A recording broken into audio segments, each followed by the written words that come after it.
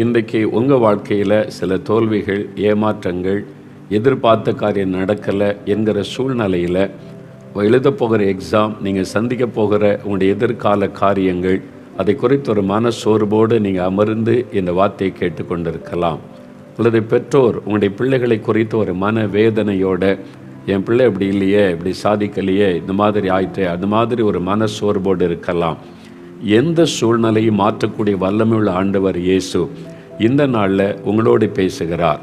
பேரண்ட்ஸும் நீங்கள் சோர்ந்து போயிருந்தால் உங்களோடும் ஆண்டவர் பேசுகிறார். உங்கள் ஜெபத்தினால் உங்களுடைய பிள்ளைகளுடைய வாழ்க்கையில் ஒரு பெரிய மாற்றத்தை ஆண்டவர் உண்டாக்கி உங்களுடைய பிள்ளைகளை ஜெயிக்கிறவர்களாய் கர்த்தர் மாற்றப் போகிறார். வேத புத்தகத்தில் தானியேல் 6ஆம் அதிகாரம் 28வது வசனம். தானியேல் 6ஆம் அதிகாரம் 28வது வசனம் நான் வாசிக்கிறேன். தரியுவின் ராஜ்யபார காலத்திலும் பெர்சியனாகிய கோரேசுடைய ராஜ்யபார காலத்திலும் தானியேலின் காரியம் ஜெயமாயிருந்தது. தானியேலின் காரியம் ஜெயமாயிருந்தது. தானியேல் ஜெயம் பெற்ற ஒரு மனிதனாய் இருந்தார் என்று வேதம் சொல்லுகிறது. அவருடைய வாழ்க்கையில் ஆரம்பத்தில் இளம் வயதில் பல தோல்விகள், ஏமாற்றங்களை சந்தித்த ஒரு வாலிபன். அவர் இஸ்ரவேல் தேசத்தை சார்ந்தவர். இங்கே பாபிலோன் தேசத்தில் இந்த நேபுகாத்நேச்சார் என்கிற ராஜா படையெடுத்து போய் அந்த தேசத்தை அழித்து, அந்த தேசத்தை சுட்டெரித்து, அங்கே இருக்கிற அநேகரை கைதிகளாய், அடிமைகளாய் கொண்டு வந்தார். அதிலே ஒருவர் தானியேல். ஷாத்ராக், மேஷாக், ஆபேத்நேகோ என்ற வாலிபர்களோட தானியேலும் ஒருவர். இளம் வாலிபனாய் சொந்த பெற்றோரை இழந்து, தேசத்தை இழந்து, ஒரு அந்நிய தேசத்தில் ஒரு ஸ்லேவ், ஒரு அடிமையாய் வந்த தானியேல். யோசித்து பாருங்க, அப்பா அம்மாவை இழந்துட்டேன், சொந்த நாட்டை இழந்துட்டேன், இனிமேல் எனக்கு என்ன எதிர்காலம் இருக்கிறது? நான் ஒரு நல்ல ஒரு தேசத்தில் இருக்கிறேன், எருசலேம் பட்டணம் ஒரு மகிமையான தேவனுடைய பட்டணத்தில் இருக்கிறேன், ஆசீர்வாதமாக இருப்பேன்னு எதிர்பார்த்து கொண்டிருந்த சமயம் எல்லாம் தோல்வி, ஏமாற்றம், வேதனைகள், அந்த மாதிரி சூழ்நிலையில் அடிமையாய் ஒரு தேசத்தில் கொண்டு வரப்பட்டு, இந்த தேசத்தில் அடிமையான ஒரு வேலைக்காரனாக நான் இருக்க போகிறேன் என்பதாக ஒரு மன சோர்வோடு ஆரம்பத்தில் காணப்பட்டிருக்கலாம். ஆனால் அதே தானியேலை இந்த அந்நிய தேசத்தில் தேவன் கொஞ்சம் கொஞ்சமாக உயர்த்தி, ஒரு டைம் வரும்போது ராஜாவிற்கு அடுத்த ஸ்தானம், ராஜாவிற்கு அடுத்த ஸ்தானம், அங்குள்ள தேசாதிபதிகள், பிரதானிகள் எல்லாருக்கும் மேல்பட்டவனாய் கர்த்தர் உயர்த்தி தேவன் ராஜாவிற்கு அடுத்த ஸ்தானத்தில் வைத்தார். ராஜாவுக்கு ஆலோசனை கொடுக்கக்கூடிய அளவிற்கு அவருடைய காரியம் எல்லாம் ஜெயமாய் இருந்தது என்பதாய் வேதம் சொல்லுகிறது. எப்படி ஒரு அடிமையா ஒரு தேசத்துக்கு கொண்டு வரப்பட்டவன் தேசத்தை ஆளுகிற அதிகாரத்தில் இந்த அளவுக்கு உயர்த்த முடியும்? கர்த்தராலே முடியும். உங்களுடைய தோல்வியை அவர் ஜெயமாய் மாற்ற முடியும். உங்கள் ஏமாற்றங்களை ஆசீர்வாதமாய் மாற்ற முடியும். நீங்கள் இன்றைக்கு மன மடிவோட நம்பிக்கை இழந்து போய் இருக்கிறீங்களா?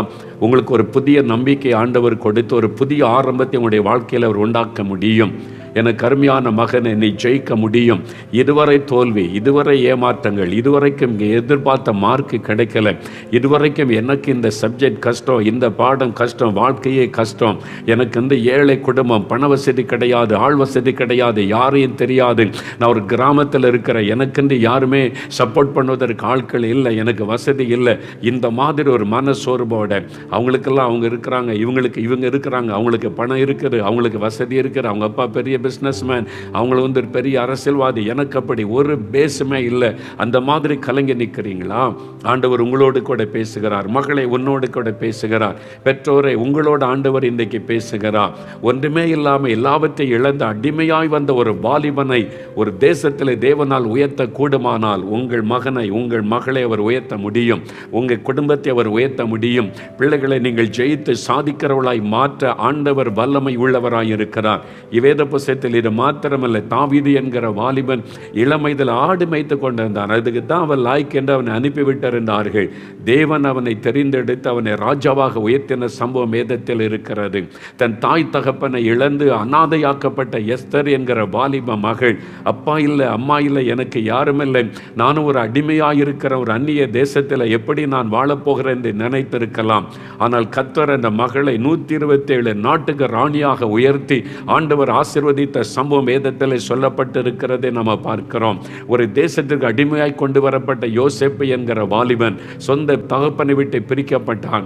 அபாண்டமான பழி சுமத்தப்பட்டு ஜெயிலில் அடைக்கப்பட்டு எல்லாவற்றையும் இழந்து நின்ற சூழ்நிலை. தேவன் எகிப்து தேசத்திற்கு ராஜாவிற்கு அடுத்த ஸ்தானத்தில் உயர்த்தின சம்பவம் வேதத்தில் எழுதப்பட்டிருக்கிறது. அதே ஆண்டவர் இன்றைக்கும் அப்படி அற்புதம் செய்கிறார் என்பதற்கு எத்தனை சாட்சிகளை நீங்கள் பார்த்தீங்க. அதே ஆண்டவர் இயேசு உங்களை பார்த்து சொல்லுகிறார், உன்னுடைய காரியம் ஜெயமாகும். தானியேலின் காரியத்தை ஜெயமாக்கின தேவன். அதற்கு என்ன செய்யணும்? தானியேல் 6:4 சொல்லுகிறது, தானியேல் குற்றமற்ற ஒரு வாழ்க்கை வாழ்ந்தார்.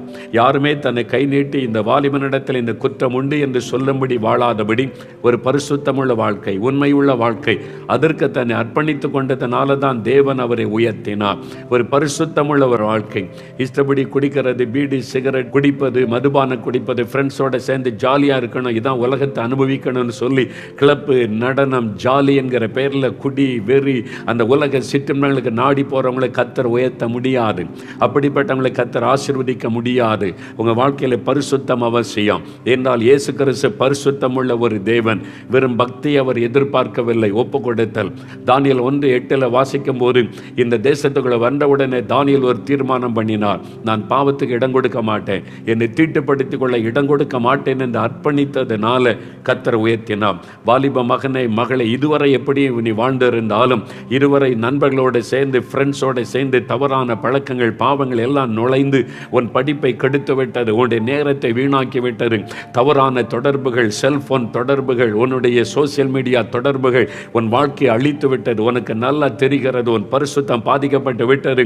உன்னால் படிக்க முடியல, சாதிக்க முடியும்னு எண்ணம் வரல. உனக்குள்ள பல போராட்டங்கள், யாரிடத்துல சொல்ல முடியல. ஆனால் இயேசு அதை விளங்கி கொள்ளுகிறவன். என் மகனே, என் மகளே, என்னிடத்தில் உன் வாழ்க்கையை கொடு, நான் உன்னை புதிதாக்குகிறேன். அந்த பழைய பாவத்திலிருந்து விடுதலை, அந்த பாவ பழக்கத்திலிருந்து விடுதலை, அடிமைத்தனத்திலிருந்து விடுதலை, புது இருதயம், நான் உன்னை சாதனையாளனாய் உயர்த்துகிறேன் என்று இயேசு கேட்கிறார். உன் வாழ்க்கையுடைய கையில் கொடுத்தால் போதும். இரண்டாவது பாருங்க, தானியேல் 6:10 வாசித்தால், தினம் 3 வேளை ஜெபிக்கிற ஒரு பழக்கம் தானியேலுக்கு இருந்தது. ஜெபிக்க ஒப்பு கொடுங்க, ஆண்டவரை தேடுங்க, வேதத்தை வாசித்து தினம் காலையிலையும் இரவிலையும் ஆண்டவரை தேடுங்க. எத்தனை பேர் சாட்சி சொன்னதை கேட்டீங்களா? அவங்க ஜெபம் பண்ணினாங்க, ஆண்டவர் அவளோடு பேசினார். அவர் பேசக்கூடிய ஒரு ஆண்டவர் இயேசு, நம்மோடு பழகக்கூடிய ஆண்டவர் இயேசு, 24 மணி நேரம் நம்மோடு இந்த உதவி செய்கிறவர் இயேசு. படிப்பில் உதவி செய்வார், தீர்மானம் எடுப்பதில் உதவி செய்வார், பரிசுத்தமாய் வாழ்வதில் உதவி செய்வார். அவரை போல ஒரு அற்புதமான ஆண்டவரை நீங்கள் பார்க்க முடியாது. அவரோடு கூட பழக, ஜெபிக்க நீங்கள் ஆரம்பிச்சிருங்க. நீங்கள் ஜெபிக்க ஒப்பு கொடுங்க, அவர் அழகாய் உங்களை நடத்துவதை நீங்கள் காண்பீர்கள். மூன்றாவது 23 வாசிக்கும் போது, தானியேல் விசுவாசம் உள்ளவராயிருந்தார். கர்த்தர் மேல விசுவாசம். சிங்கக்கெபிலே போடப்பட்டாலும் சிங்கம் என்னை சேதப்படுத்தாது, ஆண்டவர் என்னை வெளியே கொண்டு வருவார் என்று விசுவாசித்தார். அந்த விசுவாசத்தினால தான் தேவன் அவரோடு கூட இந்த நடத்தினார். ஆண்டவர் மேல விசுவாசம் வைங்க, அவருடைய வல்லமையின் மேல விசுவாசம் வைங்க. இயேசு கிறிஸ்துவை விசுவாசித்தீங்கன்னா நீங்க வெட்கப்பட்டு போக மாட்டீங்க. மனிதர்கள் மேல நம்பி, சுயபலத்தை நம்பி ஏமாற்றப்பட்டு விட்டீங்க. உண்மையான ஆண்டவர், வானத்தையும் பூமியை உண்டாக்கின ஆண்டவர் இயேசு மேல விசுவாசம் வைங்க. உங்களுடைய வாழ்க்கையில் ஆசீர்வாதத்தையும் உயர்வையும் நீங்கள் காண்பீர்கள். தானியேல் 6:3 வாசிக்கும் போது, தானியேலுக்குள்ள ஒரு விசேஷித்த ஆவி இருந்தது. தேவன் தன்னுடைய பரிசுத்த ஆவியை அவருக்கு கொடுத்து அந்த ஆவியானவர் மூலமாய் பலப்படுத்தி நடத்தினார். பரிசுத்த ஆவியானவர் ஞானத்தின் ஆவியானவர். அவரால் நிரப்பப்படும் போது ஞானம் நம்முடைய உள்ளத்தை நிரப்பி ஆட்கொள்ளும். பரிசுத்த ஆவியானவர் வழி நடத்துகிறவர், நம்ம நடக்க வேண்டிய வழிகளை காண்பிக்கிறவர். ஆவியானவர் உங்களுக்கு என்ன படிக்கணும், எப்படி படிக்கணும், எதிர்காலம் என்ன என்பதை விளங்க பண்ணுவார். பரிசுத்த ஆவியானவருக்கு உங்களுடைய வாழ்க்கையில இடம் கொடுங்க. இதெல்லாம் தானியேலுக்குள்ளே காணப்பட்டது. தானியேல் 6 வாசித்து தியானித்து ஜெபிங்க. எனக்கு அன்பானவர்களே, இன்றைக்கு உங்களுடைய வாழ்க்கையில் எப்படி இருந்தாலும் இன்றைக்கு ஒரு புதிய அர்ப்பணிப்போடு தீர்மானிங்க, ஆண்டவர் அற்புதம் செய்வார். இன்றைக்கு அந்த இயேசுவை நோக்கி இப்போ ஜெபிக்க போகிறோம். எல்லாம் முழங்கால் படியிடுங்க. பெற்றோர் உங்களுடைய பிள்ளைகள் மேலே கை வைத்து ஜெபிக்கணும். பிள்ளைகள் எல்லாம் முழங்கால் படியிடுங்க. இயேசுவே, என் தவறுகளை பாவங்களை மன்னியும், நான் உலக சிற்றின்பத்தில் போயிட்டேன், தவறான பழக்கத்தில் போயிட்டேன், தவறான ஃப்ரெண்ட்ஷிப்பினால என் படிக்க நான் தவறிட்டேன், என்னை மன்னிச்சிருங்க, என்னை பரிசுத்தப்படுத்துங்க, எனக்கு உதவி செய்யுங்க ஆண்டவரே, நான் ஜெயிக்கணும், நான் சாதிக்கணும், எனக்கு ஹெல்ப் பண்ணுங்க. இந்த எக்ஸாமில் வெற்றி பெற்றால் தான் எனக்கு வேலை கிடைக்கும், இந்த எக்ஸாமில் வெற்றி பெற்றால் தான் நான் மேல் படிப்புக்கு போக முடியும். ஆண்டவரே, நீங்கள் எந்த எக்ஸாம் எழுத போனாலும் ஜெபம் பண்ணுங்க. பேங்க் எக்ஸாம் எழுத போகிறீங்களா, ஜெபம் பண்ணுங்க. ரயில்வே எக்ஸாம் எழுதுறீங்களா, ஜெபம் பண்ணுங்க. இந்த அரசாங்க வேலைக்காக எக்ஸாம் எழுதுறீங்களா, ஜெபம் பண்ணுங்க. நீட் தேர்வு எழுதுறீங்களா, ஜெபம் பண்ணுங்க. ஐஏஎஸ் ஐபிஎஸ் எக்ஸாம் எழுத படிச்சுக்கிட்டு இருக்கீங்களா, ஜெபம் பண்ணுங்க. ஜெபம் பண்ணுங்க. எல்லாருமே இருதயத்தில் கை வைத்து, இயேசுவே என் உள்ளத்தில் வாங்க, என் கூட இருங்க. தானியேலோடு கூட இருந்து ஜெயம் கொடுத்தீங்க, எனக்கு நீங்கள் ஜெயம் கொடுக்கணும். தானியேலுக்கு ஜெயம் கொடுத்ததை போல என்னையும் நான் ஒப்பு கொடுக்கிறேன். என் பாவத்தை மன்னிச்சிடுங்க, உங்கள் ரத்தத்தினால என்னை கழுவுங்க. இயேசுவே என் உள்ளத்தில் வாங்க. பெற்றோர் ஜெபம் பண்ணுங்க, என் பிள்ளைகளோட நீங்கள் இருக்கணும். இயேசுவே என் பிள்ளைகளோட நீங்கள் இருக்கணும். என் பிள்ளைகளுடைய வாழ்க்கை மாறணும், ஆசீர்வதிக்கப்படணும், அவங்க ஜெயிக்கணும். இயேசுவின் நாமத்தில் என் பிள்ளைகள் ஆசீர்வதிக்கப்படட்டு. கை வைத்து ஜெபம் பண்ணுங்க. தகப்பனே, தானியேலின் தேவனே, தானியேலுக்கு ஜெயம் கொடுத்த தேவனை, இதோ உம்முடைய பிள்ளைகள் ஜெபிக்கிறாங்கப்பா. வாலிப பிள்ளைகள், வாலிப தம்பிமார், இந்த வாலிப மகள், இந்த குட்டி பிள்ளைங்க எல்லாரும் வீடுகளில் ஜெபிக்கிறாங்க, பெற்றோர் ஜெபிக்கிறாங்க. இயேசுவே நீங்க ஜெயம் கொடுக்கணுமே, ஆசீர்வதிக்கணுமே, பிள்ளைகளுக்கு உதவி செய்யணுமே, எனக்கு உதவி செய்யுங்க, என் பாவத்தை மன்னிங்க என்னை ஜெபிக்கிறாங்கப்பா. இவங்களுக்காக சிலுவையில் நீங்க மரித்தீங்களே, ரத்தம் சிந்தினீங்களே, இவங்களுக்காக உங்களை பலியாய் கொடுத்தீங்களே, சிலுவையில் நீங்க ஜெயம் எடுத்தீங்களே, அதை நினைத்தருளும். இவங்களுக்காக, இந்த மகனுக்காக, இந்த மகளுக்காக, இந்த பிள்ளைகளுக்காக, இந்த குடும்பத்துக்காக சிலுவையில் ரத்த சிந்தி மரித்ததை நினைத்தருளுங்க. அவனுடைய உள்ளத்தில் இருக்கிற பயங்கள் மாறட்டும், தடைகள் மாறட்டும். இயேசுவின் நாமத்தில் இன்றைக்கு ஒரு விடுதலை உண்டாகட்டும், அற்புதம் நடக்கட்டும். ஒவ்வொருவரை தொடுங்க. வியாதிப்பட்டு பலவீனப்பட்டு இருக்கிறவர்கள் இயேசுவின் நாமத்தில் சுகம் அடையட்டும். இந்த பயத்தின் ஆவி, குழப்பத்தின் ஆவி, டிப்ரெஷனை கொண்டு வருகிற ஆவி இயேசுவின் நாமத்தில் பிள்ளைகளை விட்டு விலகி போகட்டும். இயேசுவின் நாமத்தில் இந்த தம்பியை தொட்டு விடுதலை கொடுங்க, இந்த மகளை தொட்டு விடுதலை கொடுங்க, இப்பொழுது தொடுங்க. இயேசுவின் நாமத்தில் அற்புதம் நடக்கட்டும் என்று நான் ஜெபிக்கிறேன். ஒவ்வொருவருக்கும் அற்புதம் நடப்பதாக, விடுதலை உண்டாவதாக. ஞானத்தின் ஆவியினால் நிரப்பும், நல்ல ஞாபக சக்தியை தாரும், தைரியத்தை தாரும். எழுத போகிற எக்ஸாமிலே பெரிய வெற்றி உண்டாகும்படி இப்பொழுதே உம்முடைய கரம் அவளை தொடட்டும், தொடட்டும். ஒவ்வொருவருக்கும் அற்புதம் செய்யுங்க. நீங்க தொடுகிறதற்காய் நன்றி, ஒவ்வொருவருக்கும் விடுதலை தருகிறதற்காய் நன்றி, ஆசீர்வதிக்கிறதற்காய் நன்றி, உங்க ஜெயிக்க போகிறதற்காக நன்றி. இயேசுவே தொடும், இயேசுவே ஆசீர்வதியும், இயேசுவே பலப்படுத்தும், இயேசுவே ஜெயம் தாரும், இயேசுவே சுகம் தாரும். இன்று யார் யார் ஜெபிக்கிறாங்களோ ஒவ்வொருவரை தொட்டு அற்புதம் செய்து அவளை மகிழ பண்ணுங்க. கர்த்தர் அப்படி செய்கிறதற்காக நன்றி, உமக்கு ஸ்தோத்திரம். கர்த்தர் செய்கிற ஆண்டவரே அற்புதமான காரியத்திற்காக நன்றி என்று நாங்கள் உம்மை துதிக்கிறோம், ஸ்தோத்தரிக்கிறோம், நன்றி செலுத்துகிறோம்ப்பா. ஒவ்வொரு பிள்ளைகளையும் ஆசீர்வதித்து அவளை மகிழ பண்ணும், ஜெயம் கொடுத்து அவளை மகிழ பண்ணும். வெற்றிகளை கண்டு மகிழ்ந்து உம்மை துதிக்கும்படிக்கு கர்த்தர் ஆசீர்வதியும். ஆண்டவர் அற்புதம் செய்து கொண்டு இருக்கிறீர், நன்றி.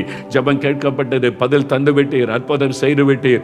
ஒவ்வொரு பிள்ளைகளும் சாதனையாளர்களாய் உயர்த்தப்பட போகிறார்கள், ஜெயிக்க போகிறார்கள். மனதாரமை துதிக்கிறோம். உம்முடைய நாமத்திற்கே மகிமை வரட்டும். இயேசு கிறிஸ்துவின் நாமத்தில் ஜெபிக்கிறோம் பிதாவே.